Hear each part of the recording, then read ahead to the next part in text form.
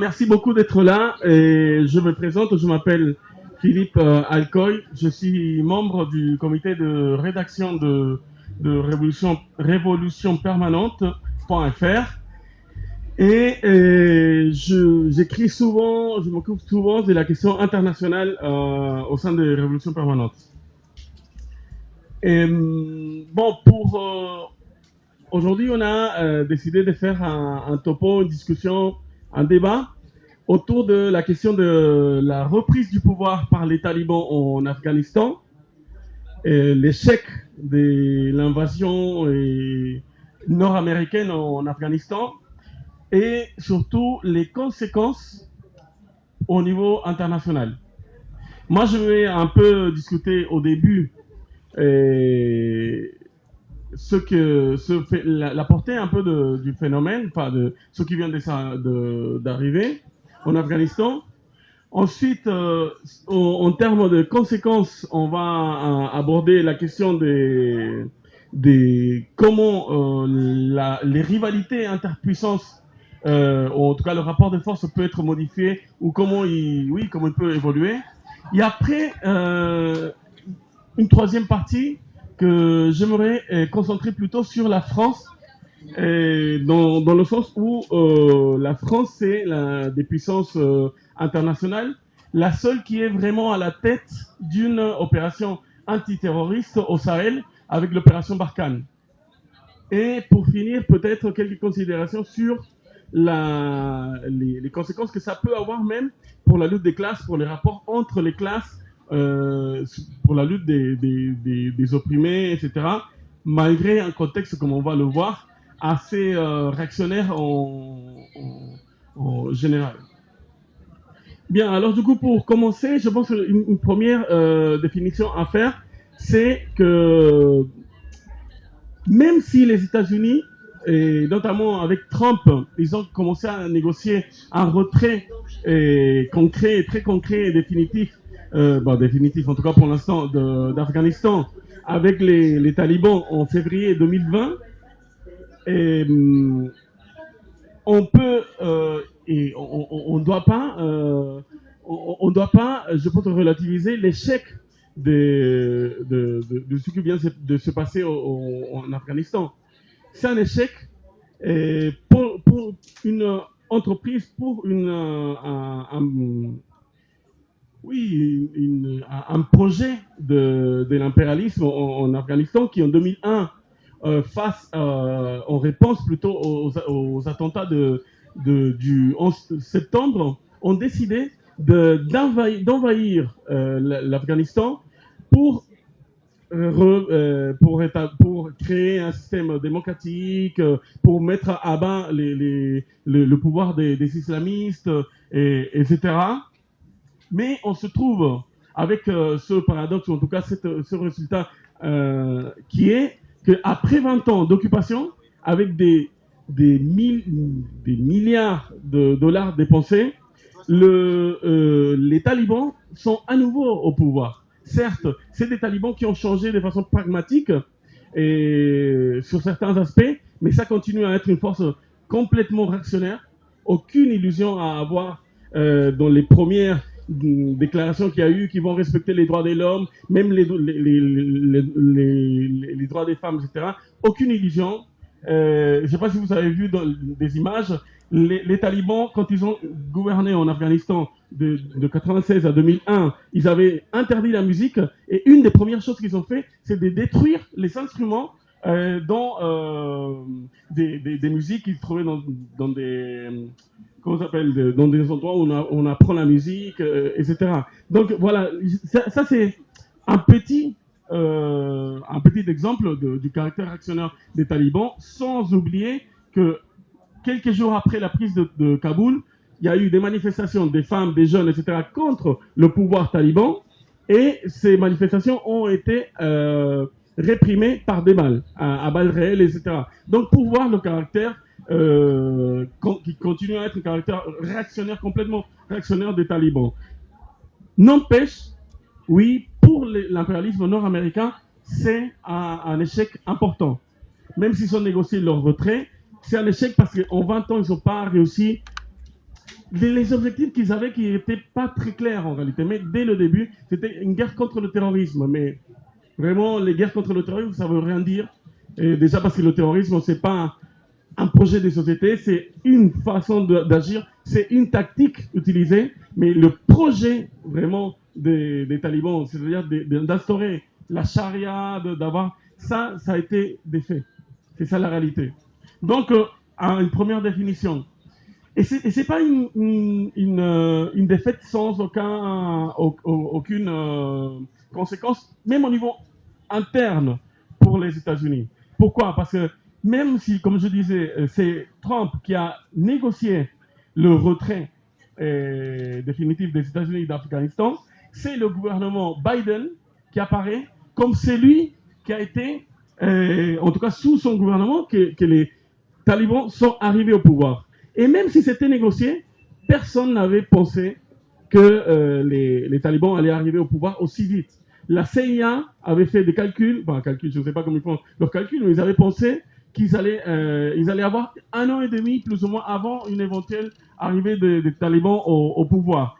En réalité, les talibans sont arrivés avant même que les États-Unis et les Occidentaux, l'OTAN, soient partis.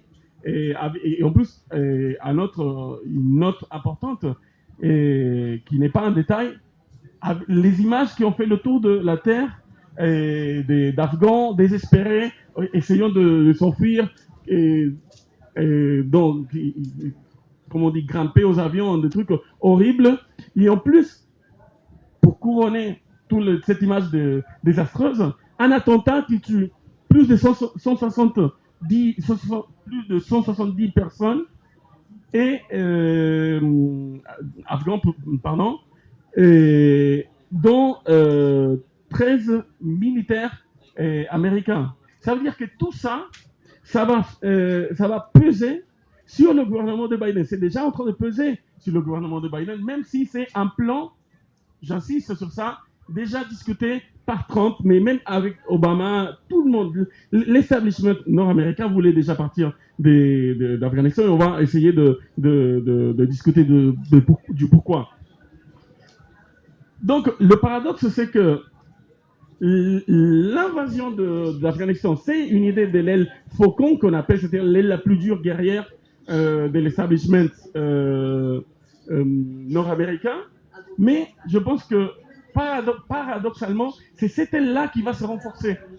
Parce que c'est Biden, il y a un peu une image social-démocrate, même si on sait très bien que des sociaux-démocrates, le Parti démocrate nord-américain n'a rien. Mais bon, c'est cette aile-là, la plus dure, peut-être qui va se renforcer. C'est l'aile trumpiste qui va se dire contre l'humiliation des États-Unis, nous, on va reprendre. Et voilà, vous vous rappelez, non, tout le discours nationaliste de Trump et compagnie. Mais en même temps, pour relativiser en quelque part cet échec qui n'est pas seulement des États-Unis, principalement des États-Unis, mais de tout l'OTAN et tous les alliés des États-Unis, c'est un échec de tous ces gens-là. Mais pour le relativiser, plus ou moins, il faut dire que certes, c'est un échec, mais d'un point de vue stratégique, à moyen terme et à long terme, les États-Unis devaient partir de l'Afghanistan.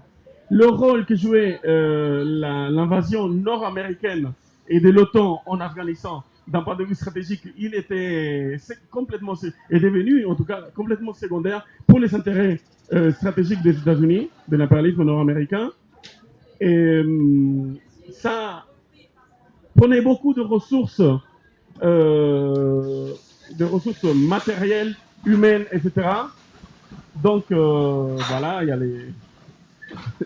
Vous m'entendez encore quand même?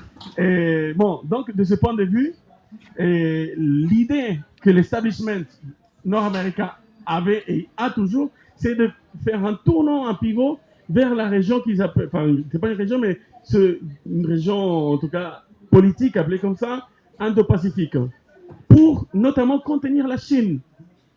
Donc, la Chine est peut-être un peu aussi la Russie, mais surtout la Chine. Donc, de ce point de vue, la Chine et la Russie, mais notamment la Chine, ont beaucoup profité des 20 ans d'occupation des États-Unis, qui étaient occuper l'Afghanistan, a dépensé énormément de ressources politiques, matérielles, humaines, etc. Et toutes ces ressources qui étaient dépensées dans une guerre ingagnable comme celle de l'Afghanistan n'étaient pas utilisées pour la lutte, pour la contention dans cette nouvelle rivalité entre la Chine et les États-Unis.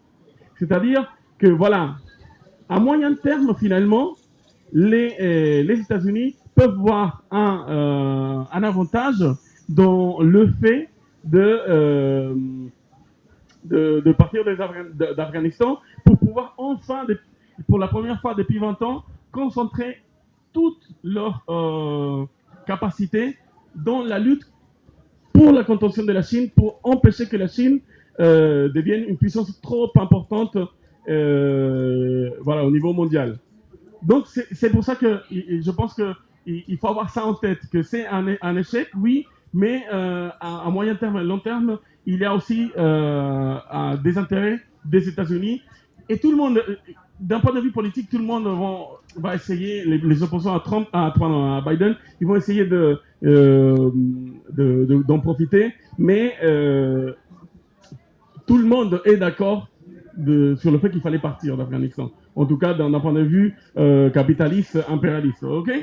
Bien, ça, pour voir aussi les conséquences internes. Et maintenant, passons à la question au niveau international, les conséquences que ça peut avoir d'un point de vue de la rivalité, justement, entre les États-Unis et la Chine, la Russie et d'autres puissances moins importantes comme l'Iran et autres. Je pense que c'est pas une surprise que les talibans aient pris le pouvoir. Hein. C'est pas une surprise même que les États-Unis soient partis. Et c'est pas non plus une surprise le fait que le monde est en train de devenir un monde beaucoup plus violent, beaucoup plus instable, beaucoup plus dangereux. Un monde où il y a de plus en plus de risques de conflits des grandes puissances, mais aussi au niveau régional et même des conflits entre des pays qui sont dans vraiment la périphérie capitaliste. En 2020, on a vu la guerre entre l'Azerbaïdjan et l'Arménie. Moi, je pense qu'il faut se préparer à avoir de plus en plus de conflits comme ça. Des conflits entre des États, des conflits régionaux ou des puissances ou des États, même comme je disais, de la périphérie capitaliste, pourraient voir dans le retrait de l'impérialisme nord-américain une possibilité pour changer le rapport de force dans certaines régions. L'Azerbaïdjan, on l'a vu très bien, a profité des élections aux États-Unis pour, dans une guerre très rapide, très courte finalement, et pour changer le rapport de force avec l'Arménie au Karabakh. Ça, c'était une première guerre. Mais on voit aujourd'hui qu'il y a de plus en plus de conflits et des frictions entre des États. On voit le conflit qui est de plus en plus fort entre l'Algérie et le Maroc. C'est quelque chose qu'il faut observer parce que ce serait désastreux pour les peuples du Maghreb, un conflit armé entre ces deux pays. Mais aussi, on voit de plus en plus de bruits de guerre entre la Turquie et la Grèce et la France. Et au milieu de tout ça, la France n'est pas du tout une puissance apaisante. La France est une des puissances qui est le plus guerrière au monde. Donc ça, il faut le voir. C'est très important. Et je parlerai de ça plus tard, mais voilà, pour voir le rôle aussi que l'impérialisme français joue dans les conflits. Et on voit aussi des frictions entre l'Éthiopie, le Soudan et l'Égypte par rapport aux barrages sur le Nil. Et comme ça, on pourrait multiplier les conflits qui, parfois, pour l'instant, peuvent rester sur un plan diplomatique. Ça peut rester sur des conflits plus tendus, etc. Mais la question, c'est que ça, c'est au niveau général, mais il faut voir aussi que la Chine, par exemple, c'est l'un des pays, avec le Pakistan, qui essaye peut-être le plus de profiter de ce retrait des États-Unis d'Afghanistan. Et la Chine a fait un pari de discuter à ouvrir des discussions avec les talibans pour négocier dans une éventuelle prise du pouvoir par les talibans, de négocier, voilà, je ne sais pas, déjà plusieurs choses, que les talibans n'aident pas des terroristes ou des islamistes en Chine même. La Chine a un grand problème avec sa minorité musulmane, les Ouïghours, qui est opprimée par le pouvoir central chinois, qui les met dans des camps, etc. Donc, il y a une inquiétude de ce point de vue. Donc, la Chine a voulu se prémunir d'une éventuelle prise de pouvoir par les talibans et que ça encourage des forces musulmanes, islamistes. Il faut voir, parce que c'est très différent, en fait, la question des Ouïghours par rapport au terrorisme islamiste, comme on l'appelle depuis quelques années. Mais aussi voir des possibilités pour que la Chine puisse faire des business avec l'Afghanistan. Donc, de ce point de vue, oui, il a fait ce pari, mais pour ça, il faut que l'Afghanistan soit stabilisé. Il faut que, et ça, c'est pas du tout donné. C'est pas du tout donné parce que pour ça, les talibans doivent réussir à stabiliser le pouvoir, enfin, l'Afghanistan, quoi. Il y en a vu avec l'attentat de Daesh et tout, que c'est pas quelque chose qui va être très simple. Et ça, pas seulement parce qu'il y a Daesh, mais aussi parce qu'il y a des chefs de guerre qui se sont renforcés pendant toutes ces années, qui pourraient se dire qu'ils ne vont pas accepter le pouvoir central, les ordres du pouvoir central, etc. Ils ne vont pas se plier. Donc voilà, c'est un pari risqué pour la Chine, mais clairement, la Chine va essayer de profiter et occuper le vide laissé par les États-Unis. La Russie, c'est peut-être un autre pays qui va aussi essayer de profiter de ça, même si peut-être de façon plus indirecte, mais surtout que le recul de l'impérialisme nord-américain permet à ces pays-là d'envisager de peut-être se renforcer dans d'autres parties du monde et même dans cette région même, avancer dans leurs projets, comme c'est le projet de la Chine avec les routes les nouvelles routes de la soie au niveau international, non? Tout un projet d'infrastructure et des routes commerciales que la Chine est en train de mettre en place et dans laquelle il pourrait intégrer l'Afghanistan avec l'aide notamment du Pakistan. Le Pakistan d'ailleurs qui a joué un rôle très important pour aider justement les talibans à reprendre le pouvoir en Afghanistan.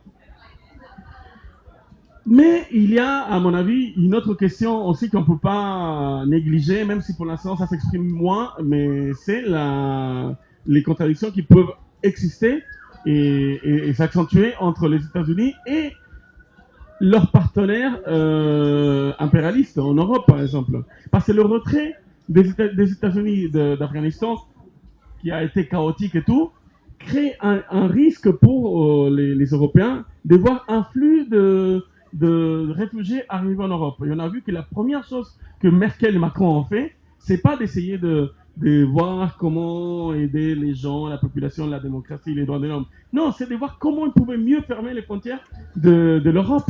Et pour ça, ils n'ont pas hésité à ouvrir déjà des discussions avec les pires régimes de la région, avec l'Irak, avec le Pakistan, avec évidemment la Turquie, pour essayer, avec l'Iran évidemment, pour essayer de faire en sorte qu'ils contiennent les flux migratoires.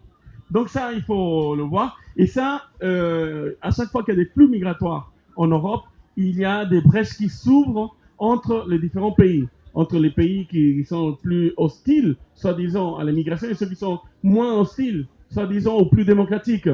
Mais la réalité, c'est que ça affaiblit l'Union européenne parce que ça renforce les tensions internes. Et donc, ça peut être un élément de tension entre les États-Unis et ses partenaires européens. Ça, c'est important. Un dernier mot par rapport aux alliés des États-Unis, que ce soit impérialiste ou pas. Le retrait aussi des États-Unis, c'est un coup contre la crédibilité des États-Unis comme garant de la sécurité en dernière instance de leurs alliés. Parce que vous imaginez, vous êtes les négociations qui ont été faites avec les talibans ont été faites sur le dos du gouvernement afghan. C'est pas un hasard que l'État et l'armée afghane se soient effondrés aussi rapidement. C'est parce qu'il y a eu un abandon complet et très rapide des impérialistes nord-américains qui ont permis cet effondrement. Mais vous imaginez maintenant dans d'autres régions du monde, ou dans de nouveaux conflits, où il y aura des forces qui demanderont, ou peut-être seront en discussion avec les impérialistes, notamment l'impérialisme nord-américain. Rien ne peut assurer leur sécurité en cas d'échec. Et ça compte aussi pour la France. Et on va voir après pourquoi. Et donc voilà, ça c'est un problème. Parce que certes, l'impérialisme, là, il se retire d'Afghanistan, mais c'est pas la fin des interventions impérialistes. Au contraire, comme on a dit, le monde il est de plus en plus tendu, de plus en plus des risques de conflits, et donc il va y avoir de plus en plus d'interventions des impérialistes, mais différemment. Et donc c'est un problème d'un point de vue impérialiste. Et c'est un problème d'un point de vue impérialiste, comme je disais, pas seulement pour les États-Unis, mais aussi pour la France. Et c'est là que je voudrais faire un focus plus resserré, on va dire, sur la question de la France. Comme je vous disais au début, la France est le seul pays impérialiste qui est aujourd'hui à la tête d'une opération anti-terroriste, comme celle qu'elle mène au Sahel avec l'opération Barkhane. Et, évidemment que il y a beaucoup d'analystes qui ont dit que le Mali et le Sahel et l'opération Barkhane, c'était l'Afghanistan de la France. Et en quelque sorte, c'est vrai. Parce que c'est une guerre ingagnable, en fait. C'est ingagnable parce que même si vous tuez tous les combattants terroristes, tous les combattants islamistes, tous, si les conditions politiques, sociales, économiques qui poussent à l'apparition des rebelles islamistes, il va à nouveau créer d'autres groupes. Et au contraire, depuis 2013 que la France, en réalité, avant, mais 2013 que la France a lancé l'opération d'abord Serval et puis Barkhane, et les groupes terroristes, des terroristes islamistes, se sont multipliés, se sont renforcés et ont augmenté leur présence. Avant, c'était limité à une partie du nord du Mali. Maintenant, c'est pas seulement le nord du Mali, c'est le centre du Mali, c'est les 3 pays frontaliers de la région et tout. Donc, oui, il y a un problème pour la France. Mais pour la France, c'est pas juste un problème parce qu'elle pourrait connaître une débâcle semblable à celle des États-Unis ou en Afghanistan. Pour la France, c'est un problème aussi parce que, à la différence des États-Unis, la France ne veut pas partir d'Afrique. La France ne veut pas partir du Sahel. Les États-Unis, comme je disais, ils voulaient partir d'Afghanistan. La France, non. Mais le truc, c'est que la France sent qu'elle n'a plus les moyens d'assurer à elle seule une opération de la complexité et l'ampleur qu'a la lutte contre les groupes islamistes au Sahel. Et ça, c'est aussi comme je disais, que la France, elle veut rester en Afrique, notamment parce que l'impérialisme français, il joue dans la cour des grands, qui a un impérialisme qui est en déclin relatif, mais il joue dans la cour des grands, notamment par ses liens historiques, politiques, économiques, géopolitiques et militaires en Afrique. Donc, une débâcle comme celle des États-Unis en Afghanistan pourrait avoir des conséquences importantes pour l'impérialisme français, et pas seulement au niveau international, mais même au niveau interne. Les États-Unis, en quelque sorte, sont la principale puissance et ils peuvent se payer un échec comme ils ont eu en Afghanistan. Je ne pense pas que la France puisse se permettre un échec comme ça au Sahel. Et le régime politique français ne peut pas se le permettre. C'est trop lourd politiquement, économiquement, militairement de se dire on a perdu au Sahel, ou en tout cas on se retire, et que tout à coup on voit peut-être des groupes et des organisations islamistes arriver au pouvoir, que ce soit en coalition ou autre au Mali. Ce serait un échec énorme. Ou que des groupes islamistes aussi prennent le pouvoir ou avancent dans des pays comme le Mali, comme le Niger, Burkina Faso, voire qu'ils descendent dans d'autres pays de la région comme la Côte d'Ivoire, et Sénégal et autres. Donc, non, ce serait une catastrophe pour l'impérialisme français, et notamment parce que l'impérialisme français, il est en train d'essayer de renforcer sa présence en Afrique. La France, elle dépend de l'Afrique, et surtout, il y a beaucoup de spéculations comme quoi l'Afrique va devenir une nouvelle Asie. Ça veut dire avec une main-d'œuvre abondante. Il faut savoir que le pays, l'Afrique, c'est le continent le plus dynamique en termes démographiques d'ici 15-20 ans. Donc, ça offre des opportunités d'une main-d'œuvre pas chère pour les capitalistes. C'est des opportunités pour beaucoup de multinationales, notamment françaises, comme on est en train de voir Total aujourd'hui au Mozambique, avec un investissement de 20 milliards de dollars, c'est-à-dire l'investissement privé le plus important de l'histoire de l'Afrique, qui est fait par une multinationale française et qui fait face aussi à une insurrection islamiste au nord du Mozambique, et où la France est en train de jouer un rôle très important dans la militarisation du pays. Et comme on l'a vu en Afghanistan, on voit que la militarisation, la réponse militaire face à des crises avec des islamistes et compagnie ne sert à rien. Ne sert à rien déjà parce que ça renforce, comme on le voit même au Mali, et au Sahel d'ailleurs, ça renforce les organisations islamistes. Ça ne crée que de calamités pour les populations locales.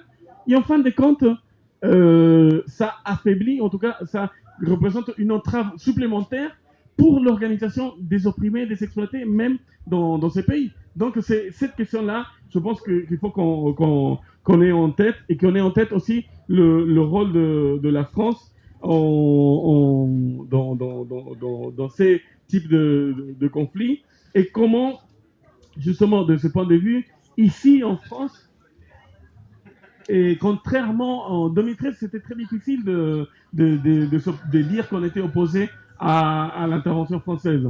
Nous, on le disait évidemment, mais il y avait même des Maliens qui habitaient ici qui étaient pour. Tout le monde était pour l'intervention de la France au Mali en 2013. Hein, mais tout le monde, c'est tout le monde. C'était ultra minoritaire de dire que tu étais contre. Aujourd'hui, ça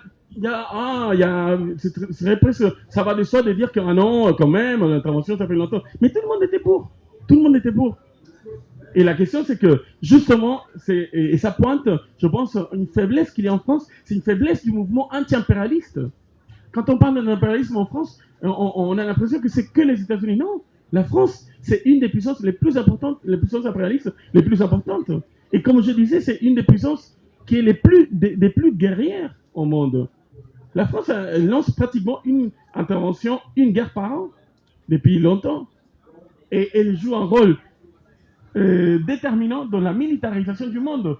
Non seulement parce qu'elle pousse à des interventions, comme elle est en train de le faire en militaire, comme elle est en train de le faire en Mozambique, mais aussi parce que c'est une des principales puissances qui vend des armes. La France, c'est la troisième puissance en termes de vente d'armes. États-Unis, Russie, France. Il n'y a pas beaucoup de puissances mondiales qui vendent autant d'armes que la France. Ça veut dire qu'elle participe à la militarisation du monde. Et moi, je pense que, de ce point de vue, les intérêts des travailleurs, de la jeunesse, des opprimés en général, ici en France, quand on parle de mouvement antiraciste, le mouvement antiraciste ne peut pas être vraiment ou complètement antiraciste s'il n'est pas anti-impérialiste.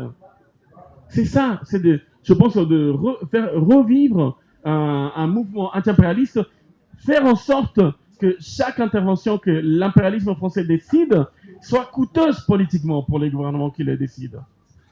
Aujourd'hui, ce qui coûte politiquement au gouvernement, c'est quand il y a un soldat français mort.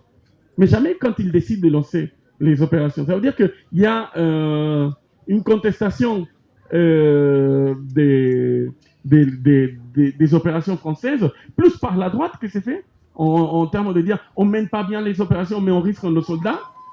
Mais il n'y a pas de contestation vraiment forte par la gauche des interventions impérialistes de la France.